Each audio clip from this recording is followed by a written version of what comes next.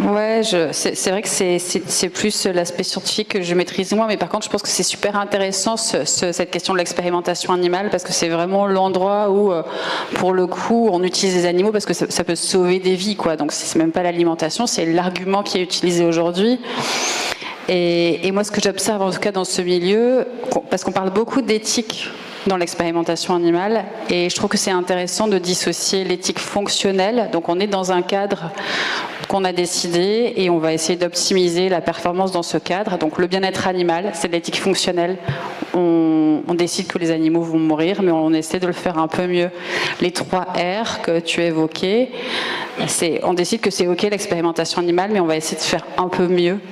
Et pour le coup, je trouve que la communauté scientifique... Ou la supprimer, il ne faut pas oublier le premier R. L'idéal des 3 R, c'est qu'on arrive à la supprimer. Comment ? Ouais, la réduire. En tout cas, ce que j'observe dans la communauté scientifique, une partie d'entre elles en tout cas, c'est que le cadre, enfin la question morale et éthique au sens...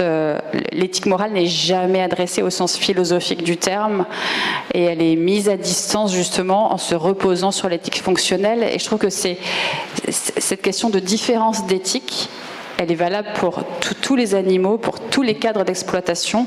Et c'est important, quand on veut développer son esprit critique, de faire la différence entre cette éthique fonctionnelle qui nous rassure et qui, quelque part, nous déculpabilise aussi d'utiliser les animaux, et ne pas se dédouaner des questions d'éthique morale qui sous-tendent tous les usages qu'on a des animaux, à savoir, les animaux nous appartiennent-ils? Sont-ils sentients?